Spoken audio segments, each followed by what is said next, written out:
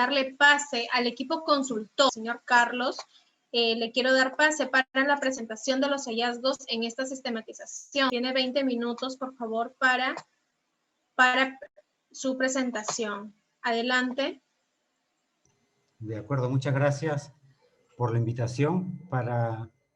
nosotros, yo soy Carlos Frías, he hecho equipo con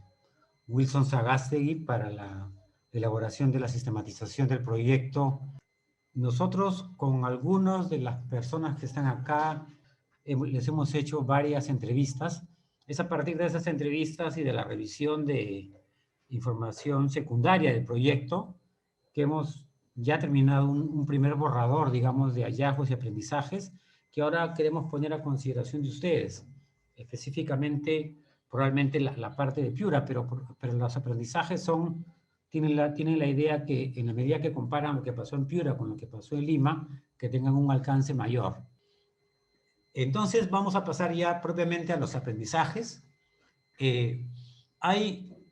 como hemos visto, una estrategia muy importante que tiene que ver con el desarrollo de capacidades en varios actores. Uno de esos actores es los funcionarios y los operadores de justicia. Esta estrategia básicamente se implementaba a partir de dos actividades de capacitación y actividades de asesoría, que se hacían de manera más o menos permanente, ¿no? Según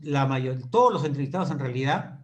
este aspecto se desarrolló de manera adecuada y todos remarcan la importancia de este desarrollo de capacidades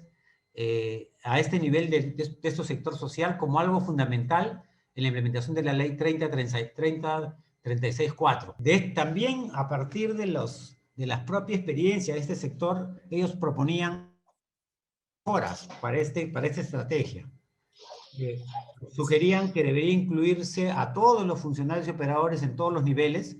no solo los directores o responsables principales, porque de alguna manera son también no solamente los directores o encargados, sino el personal que está en campo, por así decirlo, aquellos que tienen más relación con las víctimas y que de alguna manera toman la primera información de las víctimas o de situaciones de violencia. Aquí hay, por ejemplo, un testimonio que hace referencia a eso. En la medida de lo posible, esta estrategia de desarrollo de capacidades debería basarse en casos prácticos y de la vida real. Hay también una recomendación importante que debe ser permanente, porque en este tipo de actor, digamos, que participa en la implementación de la ley, hay, por lo general, bastante rotación de personal y que debería realizarse dentro del horario laboral para garantizar la asistencia de operadores y funcionarios, ¿no? Desde la perspectiva de este sector, el uso de los medios virtuales, si bien es cierto, en un primer momento puede verse como una dificultad, como un problema, también analizado desde otra perspectiva, ellos lo ven como una ventaja, porque de alguna forma facilita llegar a más personas. Una doctora nos decía, por ejemplo, que antes se participaban 30 o 40 en la reunión, mientras que ahora se escriben 60 y se conectan 100. De alguna manera, los medios virtuales para este tipo de actividades tienen alguna facilidad, porque facilitan la conexión. Uno lo puede hacer desde su casa o desde cualquier lugar, incluso viajando, que amplían un poco la cobertura al usar este tipo de medios virtuales de capacitación. Y otra cosa que es bien importante que nos recargaban los funcionarios y los operadores era que habría que hacer un énfasis especial en mejorar capacidades de este grupo de actores de la ley, de la implementación de la ley, en la manera adecuada de atención a las víctimas, sobre todo, porque de alguna forma este tipo de personas que son víctimas de la violencia no son, como decían acá, no es una víctima cualquiera, sino es una víctima a la cual además de tener un problema, se le está vulnerando un derecho. Y por lo tanto, la misma situación en la cual está pasando, le genera una situación difícil para esta persona acudir a cualquier institución para poner una denuncia y por lo tanto debería hacer este tema de cómo atender a las víctimas, debería reforzarse probablemente con temas o enfoques que de alguna forma desarrollen una mayor capacidad en este aspecto de atención a las víctimas en este sector, en este actor social participante en la implementación de la ley. Dos aspectos de desarrollo de capacidades en líderes sociales, tanto capacidad de desarrollo, acciones que tienen que ver con mejorar su participación en las instancias de concertación que la ley crea, como también el desarrollo de capacidades comunicativas en estas líderes, que sobre todo para hacer incidencia y cambios a nivel de la política local, política pública a nivel local y regional. De alguna manera, porque ambas buscan desarrollar capacidades en estas líderes sociales, en líderes y lideresas sociales. También, al igual que los funcionarios, les parece que esta estrategia ha sido fundamental y es fundamental en proyectos o iniciativas de este tipo, pero ellas hacen énfasis en los siguientes aspectos. Como les decía, en un mejor conocimiento de la ley y su forma de aplicación, que de alguna manera les da herramientas para una actuación más útil en la atención y orientación de casos de violencia en su comunidad. O sea, ellos hacían énfasis en que se les dote de herramientas, de información, de conocimiento, justamente para poder tener un rol más activo en la atención y orientación de casos cercanas a ellas, o con las que ellas se topan cada día, que son básicamente en su propia comunidad. Estos instrumentos, de alguna forma, al darles esa información y conocimiento, las empoderan como líderes, como lideresas y como líderes comunitarios. Y además, al empoderarlas, les permiten, de alguna forma, aprender de la experiencia y conocimientos de otros. O sea, ellos también identifican que estos talleres de capacitación les ha permitido un mayor, digamos, profundizar su conocimiento, pero básicamente a partir de la experiencia y conocimiento de otros líderes y lideresas como ellas. Han fortalecido de manera importante una cosa que ya traían, pero que con esta nueva información y conocimiento lo han fortalecido, que es su vocación de servicio. De alguna manera, los talleres de capacitación y las asesorías han fortalecido esta vocación de servicio y los instrumentos que las lideresas y los líderes usan en su comunidad. Los temas que este actor social lo pone como más importantes son estos 4 temas de acá, ¿no? La ley y su normativa, las instancias de concertación y su funcionamiento, la importancia de la autoestima y como parte importante del empoderamiento y en su rol como líderes, y el enfoque de género. Son los temas que cuando les pedíamos que nos informen, nos digan cuáles eran los que les ha parecido más importantes o que más recordaban, eran esos temas. Ellas mismas y ellos mismos los plantean, que ya ahora es fundamental incluir también a los varones, que ya no es posible pensar en acciones de sensibilización o de capacitación solamente pensado para mujeres o de manera suplementaria o complementaria a los varones, sino que se requiere pensar en una especie como de combinación de estrategia que por un lado lleve a desarrollar capacidades para que las mujeres se empoderen, pero también a desarrollar acciones de sensibilización y capacitación, desarrollar un nuevo tipo de masculinidad no machista. Es un aspecto bastante importante que también lo mencionaron con bastante recurrencia. A pesar de que los líderes y las lideresas saben que el tema del uso de las herramientas virtuales tiene una valla importante por el lado de la infraestructura, porque no en todos los sitios hay la infraestructura como para que pueda llegar internet o como para que pueda llegar el uso de los datos es caro, etcétera. Pero igual, en la medida que el continuar como un tema importante por un tiempo que no se sabe hasta cuándo, ellos mismos plantean que la capacitación y el uso de estas herramientas virtuales debe ser algo continuo y permanente en esta época, a pesar, como dice acá, de las restricciones del acceso a Internet, sobre todo en zonas rurales. Pero igual se debe mantener la capacitación en ese tema como algo importante. De manera más específica, los líderes y lideresas proponen que los talleres sean más prácticos y con más ayuda audiovisual, o sea, que tengan más este tipo de refuerzo, en la parte de visual,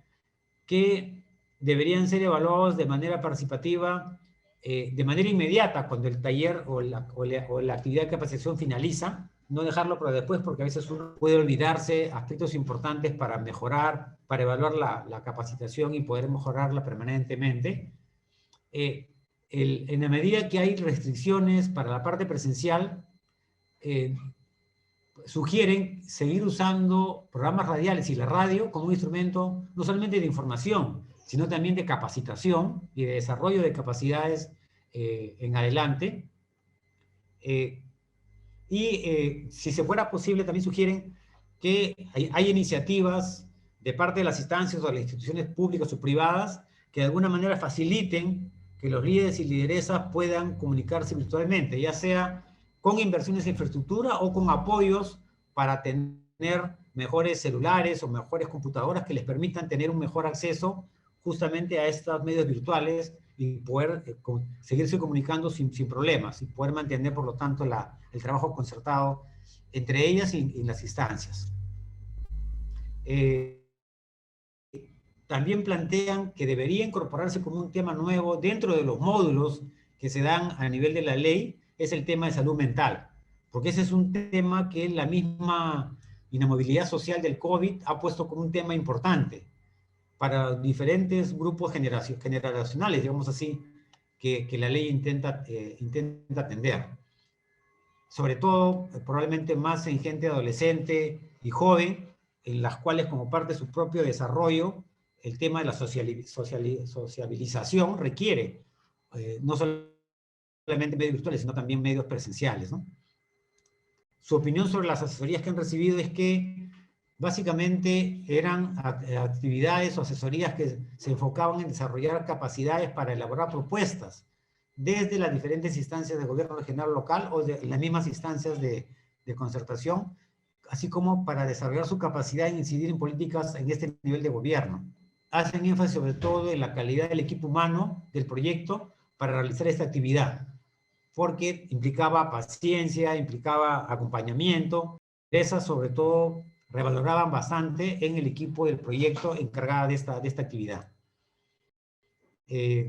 Había, como decía, un conjunto también de actividades que tenían que ver con desarrollar o mejorar las capacidades comunicacionales y de incidencia pública en las lideresas. Un hallazgo que hemos encontrado, digamos, es que no solamente mejoraron sus capacidades comunicacionales, sino que de alguna manera el hecho de poder comunicar mejor sus ideas y de poder saber cómo hacer mejor incidencia pública, de alguna forma mejoró su empoderamiento, su capacidad, su empoderamiento en ellas mismas, pero también su autopercepción sobre ellas mismas como líderes importantes para su comunidad. Su autopercepción sobre sí mismas ha cambiado de manera importante, que de alguna manera refuerza su rol como líderes o como lideresas, ¿no? Por lo tanto, una cosa que se debería mantener es justamente que en este tipo de propuestas de trabajo debería continuar trabajándose este aspecto de desarrollar capacidades más comunicacionales y de incidencia en la escena pública de parte de las lideresas, no solamente por los logros prácticos que eso tiene, sino justamente por la autopercepción y en el empoderamiento de ellas como líderes y como ciudadanas, ¿no? En el trabajo con padres, madres de familia y comunicadores sociales, que era otro tipo de estrategia que se trabajó el proyecto, también en general se pensó que el módulo de capacitación que se implementó en los colegios era un tema muy, muy importante y muy útil.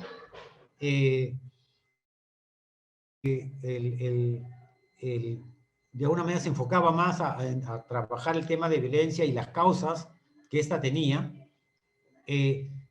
Dentro de esa apreciación general de que ha sido positiva, sin embargo, también habían varias sugerencias de parte de los padres y de las madres de familia y de los profesores que habían participado, y también bueno, no hemos entrevistado alumnos, pero digamos que los padres y los alumnos y los profesores también nos comunicaban algunas apreciaciones de los mismos chicos en relación a estas actividades. Una primera cosa es que se debería tratar de involucrar a toda la familia,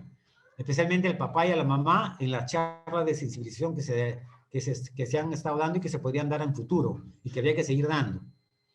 Y que deberían ser actividades de manera permanente, a lo largo de los años, porque al igual que en otras instituciones, hay alumnos y padres de familia que entran y que salen del colegio, ya sea porque pasan a otro colegio o porque simplemente terminan la promoción, y por lo tanto permanente en todos los años, justamente porque hay esta rotación de alumnos que salen y alumnos que terminan junto con sus padres de familia. Los horarios para estas charlas y para estas actividades de capacitación deben considerar que los padres de familia arriban a sus hogares por lo general en la noche, y en la medida de lo posible se debería tener esto en cuenta a la hora de programar esta actividad, justamente para poder favorecer la participación de los papás en estas actividades. También se desarrollaron campañas de sensibilización a través de ferias informativas, concursos escolares y videoforos. La persona que nos relata sabía cuántas ferias hubo, en qué sitios, en qué momento. O sea, y ese recuerdo detallado de cada una de las actividades refuerza, justamente nos muestra que de la valoración positiva y del impacto que han tenido estas en las instituciones educativas, en las comunidades educativas en las cuales se han realizado, tanto en Piura como en Lima. Dentro de esas actividades hay una mención especial a los videoforos como una de las actividades que más recuerdan, especialmente porque, como dice acá, permite la participación de todos los miembros de la familia, no solamente de los alumnos y de los papás, sino también de los hermanos, en general de toda la familia. Por eso sugieren que los videoforos sean más continuos en el tiempo y pensados siempre en facilitar la participación, que los temas que se toquen sean temas que permitan la participación de otros miembros de la familia, claro, siempre vinculado al tema de la violencia, pero en temas que pueden involucrar a los demás. El tema del embarazo temprano y de su vinculación con el tema de la violencia en niñas y adolescentes es un tema que llaman bastante la atención como un tema a ser trabajado, a ser, digamos, incorporado también como parte de que ya fue incorporado en el módulo, pero es uno de los temas que también más recuerdan y más señalan como que ha sido muy importante, al igual que el tema de la igualdad de género y la ley y los diferentes tipos de violencia contra la mujer y la familia, ¿no? Bueno, esto también sobre todo los profesores plantean que ha sido una cosa muy positiva que el proyecto haya logrado que el tema de la violencia contra la mujer se incorpore en los planes curriculares y en los planes de tutoría en las escuelas y colegios donde se trabajó donde el proyecto trabajó, y que debería ampliarse ese trabajo. Se plantearon a través de las entrevistas que toda esta acción, digamos, y toda la estrategia de sensibilización en los colegios o en la comunidad educativa en general, ya no solamente había sido un espacio para incrementar conocimientos, sino también que se estaban notando cambios iniciales en los comportamientos, tanto en la institución educativa como a nivel personal familiar, en los docentes y padres de familia. Habían varios testimonios que trataban de medir en qué medida los diferentes cambios a nivel de comportamiento o de tratamiento de conflictos en la familia, por ejemplo, cómo se estaban dando a partir de las charlas y de los videoforos que se habían dado, y habían varios testimonios en los cuales justamente decían que estaban empezando a haber cambios a ese nivel, o que trataban de implementar las recomendaciones que se daban. Los concursos escolares, en opinión de los papás y los maestros, son el medio más importante para lograr que los alumnos participen en actividades de sensibilización sobre ese tema, especialmente aquellos que tienen que ver con las artes, como teatro, como dramatizaciones, dibujos, canciones, etc. Y en la medida que sería importante que permitan no solamente la participación de los alumnos, sino la participación de todos los miembros de la familia en estas actividades. Bueno, como decía, incluir en los instrumentos específicos de la gestión educativa aspectos vinculados directamente a la ley, no solamente al tema de violencia en general, sino al conocimiento probablemente de algunos temas más relacionados con la misma ley en concreto. Sugieren también que para las actividades de sensibilización vinculadas a la ley, sería muy importante planificarlas al comienzo del año, de tal manera que ya se tenga organizado durante todo el año y articularlas de manera mejor, estas actividades con las actividades en el marco curricular anual que ya tiene previsto ya tienen previsto los colegios o las instituciones educativas. Proponían también que sería importante hacer incidencia en el Ministerio de Educación para incluir dentro del programa Aprende en Casa la temática de violencia contra la mujer como un elemento también importante de la formación. Y, como decía, vuelven a sugerir que en la mayoría que se promueva más la participación de los varones, de los padres de familia, en las actividades que se desarrollen en el colegio, y para eso de alguna manera sugerían tomar en cuenta el horario, ¿no?, en los cuales se podrían organizar. En relación a los comunicadores, porque hubo también un trabajo con comunicadores, sobre todo en Piura, a partir del conocimiento que han tenido los comunicadores en Piura de la ley, ahora no solamente han mejorado su información y sus herramientas para informar sobre la ley, sino que además también se han convertido a los comunicadores y corresponsales en referentes en sus comunidades sobre el tema de género y sobre el tema de violencia contra las mujeres y diferentes grupos de cómo proceder en caso que eso se dé. También a nivel de la parte de comunicación ha habido la misma experiencia muestra que probablemente se tenga en los medios de comunicación virtual, se tienen que combinar con algunos medios un poco más tradicionales como radios, bocinas, afiches, de tal manera que generar un conjunto de herramientas y de experiencias ahora que vinculan medios de comunicación un poco más modernos con medios más tradicionales, que es la herramienta más importante, digamos, de hacer frente a la situación de aislamiento que la crisis sanitaria que vivimos nos plantea, ¿no? A nivel de las instancias de concertación, se encontraron que habían varias fortalezas que en realidad cumplen un rol fundamental en la lucha contra la violencia contra las mujeres y los miembros del grupo familiar, que facilitan el trabajo concertado e intersectorial entre la sociedad y el Estado,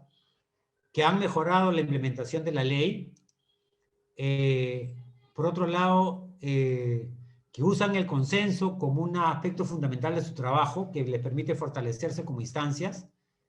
que se han adaptado a las restricciones que el mismo COVID-19 se ha implantado al usar las redes sociales y las herramientas de comunicación para mantener su trabajo y sus reuniones. Y como decimos, algunos incluso les dicen que tienen más alcance ahora a utilizar estas redes. Sin embargo, como decimos, habría que combinarnos con otras actividades de tipo tampoco habría que combinar esta forma de reuniones con actividades presenciales, sobre todo guardando las medidas del caso, sobre todo porque hay zonas en las cuales esta infraestructura no llega, y por lo tanto se requiere, a pesar de todo, continuar con reuniones y trabajo presencial. Esa es una cosa que es importante, que las instancias de concertación, aparte de mejorar el desempeño profesional de varios de los funcionarios y operadores, también han mejorado el compromiso personal de ellos con la ley y con su implementación. Habían varios testimonios en los cuales los funcionarios, sobre todo, y operadores nos comentaban que antes podían estar cumpliendo la ley como si fuera una actividad más de tipo rutinaria, pero el hecho de que las instancias le hayan permitido conocer, digamos, de manera directa, víctimas, situaciones concretas, de alguna manera habían pasado de un desempeño profesional a un compromiso más personal. Es una cosa interesante, es que el trabajo articulado había llevado a desarrollar no solamente relaciones personales,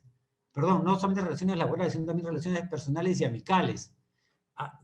Como que se estuviera formando en alguna de estas instancias, en esta experiencia de trabajo, una especie de comunidad de lucha contra la violencia contra la mujer, no solamente instancias para articular recursos o actividades, sino trascendía un poco esta parte básicamente solamente operativa. Bueno, después se han usado estrategias para incidir en funcionarios. Hay algunas debilidades también y recomendaciones para mejorar el funcionamiento de estas instancias. Lo que ya se había dicho antes, que es importante que se formen instancias a nivel de los caseríos, instancias comunitarias, y en el caso de Lima se estaban formando instancias a nivel de zonas, a nivel de los barrios, dentro de cada distrito, porque dentro de los mismos distritos son distritos que son heterogéneos, y donde más cercano está a las víctimas de la violencia está justamente en los caseríos y en las comunidades, y en los barrios.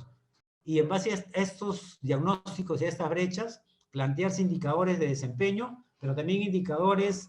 de metas para cerrar esas brechas de la violencia, que un poco deberían orientar el trabajo de esas instancias de concertación en todos los niveles. Y deberían incluir medidas en sus reglamentos que los hagan menos dependiente en la instalación y funcionamiento de la voluntad de la autoridad política que la preside, porque a veces la autoridad política que la preside, por diferentes razones, no puede tener una atención que merece la instancia. Entonces debería haber reglamentos que permitan que otra institución asuma o reemplace a aquellas que están presidiendo para que la instancia pueda seguir funcionando. Al mismo tiempo, en la medida que a veces no asisten a la instancia los directivos o los responsables, estas no pueden tomar decisiones y retrasa el trabajo. Por lo tanto, se plantea incluir sanciones o formas en las cuales, de alguna manera, obligar a que sean los directivos las que asistan a las reuniones y puedan tomar decisiones de manera